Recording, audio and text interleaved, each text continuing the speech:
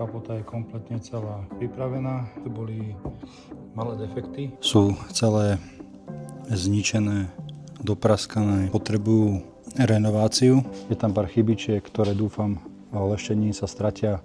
Idem na dovolenku.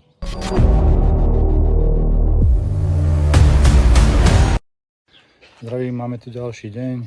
Ideme sa pozrieť, ako Shrek postupuje v príprave na lakovanie fábie, pretože idem na dovolenku. Auto sa odvezie a bude sa striekať, keď ja budem na dovolenke, takže keď sa vrátim, už auto bude nastriekané. Budem ďalej pokračovať v leštení.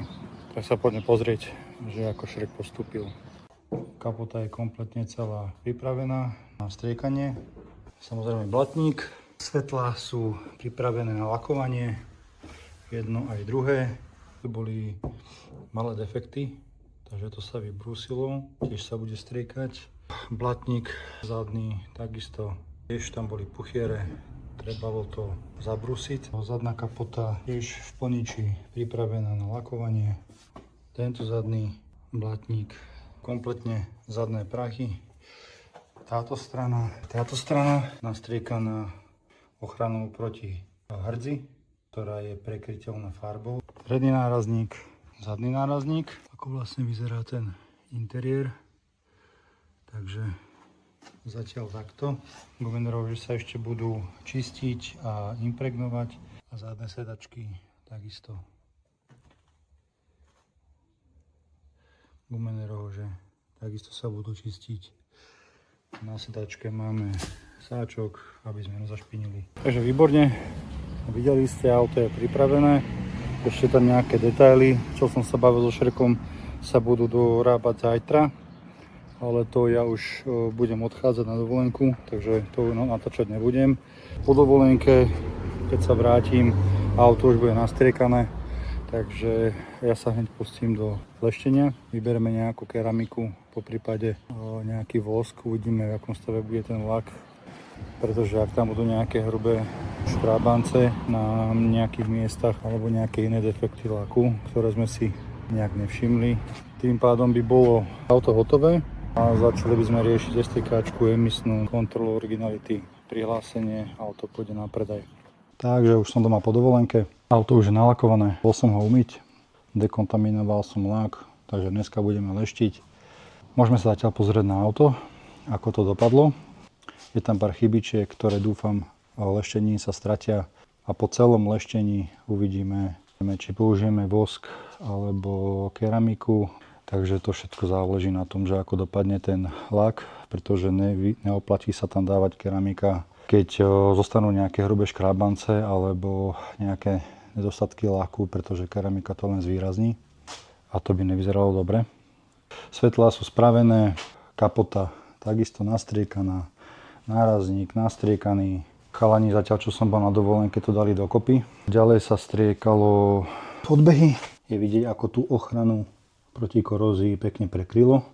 Jeden zadný blatník, zadné piaté dvere. Na druhej strane blatník.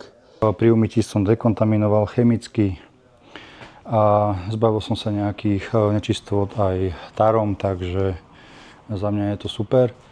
Uvidíme, čo s tým spraví kompletné leštenie.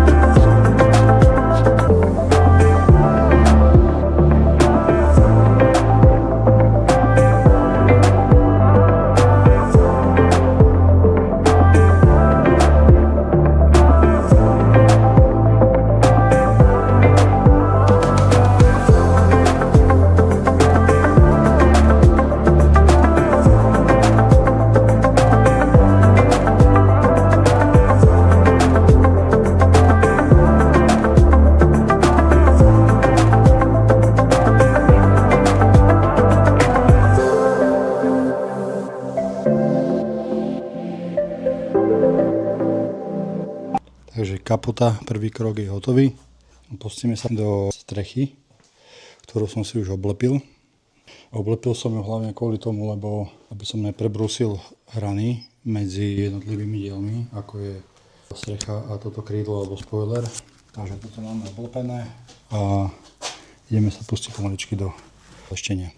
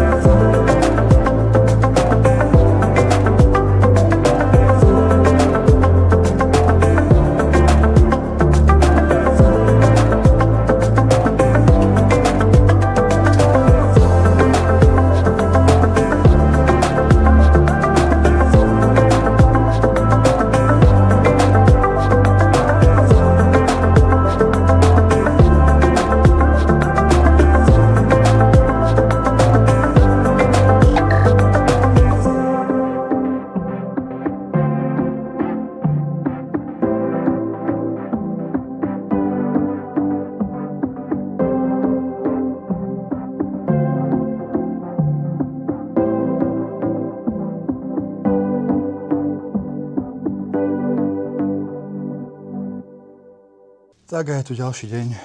Dneska budeme pokračovať v leštení fábie. Už teraz ale viem, že určite budeme dávať vosk, pretože lak nie je v takom stave, aby sme mohli dávať keramiku. Takže určite budeme dávať vosk. Budeme pokračovať ďalej v leštení. Ešte máme toho dosť. Nebudeme zbytočne zdržovať. Pozrieme sa na to, že prečo teda nebudeme dávať keramiku. Tu je jeden zo škrábancov, ktoré nejdu rozleštiť samozrejme. Už je to až do základu. Tu. Potom tu. Tu pravdepodobne bývalý majiteľ sa snažil o retuš. Na streche tu farba tiež. Ďalej ešte tu. Takže toto sú tie hlavné dôvody, prečo nebudeme dávať keramiku, ale dáme len vosk.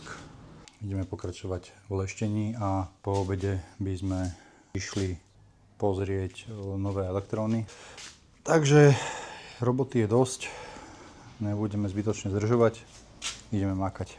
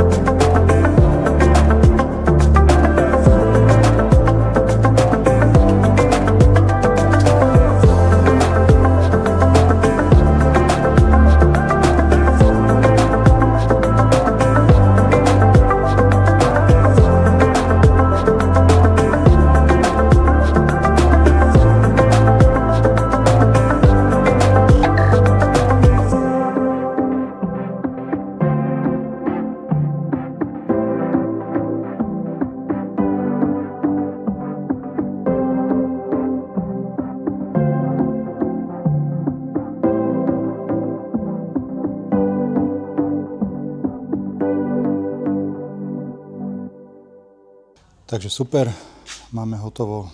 Leštili sme teda jednokrokovo, keďže sa bude dávať len ten vosk a nebude sa dávať keramika, takže není potrebné viackrokové leštenie. Auto dopadlo celkom fajn, myslím si, že bude krásne vyzerať. Ešte sa bude umývať a bude sa ešte odmasňovať pred aplikáciou vosku. Dneska, čo ešte spravíme, budeme riešiť kolesá, pretože tieto kolesá sú v katastrofálnom stave. Sú celé zničené, dopraskané, puchiere. Tieto kolesá potrebujú renováciu a renovácia sa pohybuje v cene zánovnej sady. Takže nám bude jednoduchšie ísť teraz kúpiť kolesa, ako tieto kolesa dáva dohromady. To by sme ešte dneska skočili kúpiť. Dneska ich asi na auto dávať nebudeme. Myslím si, že Fabia sa pekne začína dávať dohromady, takže v ďalšom videu by sme nahodili tie nové kolesa, dokončili interiér, čo sa týka náhradných dielov, ktoré nám prišli. Začneme riešiť STK emisnú káočku a auto môže ísť do sveta. Takže už sme doma z výletu. Boli sme nakupovať. Kúpili sme kolesa na Fabiu, ktoré si ukážeme. Vypadajú takto nejako. V živote som si nemyslel, že budem dávať na auto biele elektróny, ale myslím si, že na našu Fabiu sa hodia. Takže my ich teraz pôjdeme namontovať, ale to si už ukážeme až v druhom videu, ako sme si hovorili. Takže ja by som toto video ukončil. Ak sa ti tieto videá páčia, vieš, čo máš robiť. Like, samozrejme odbery a my sa vidíme pri ďalšom videu. Čaute.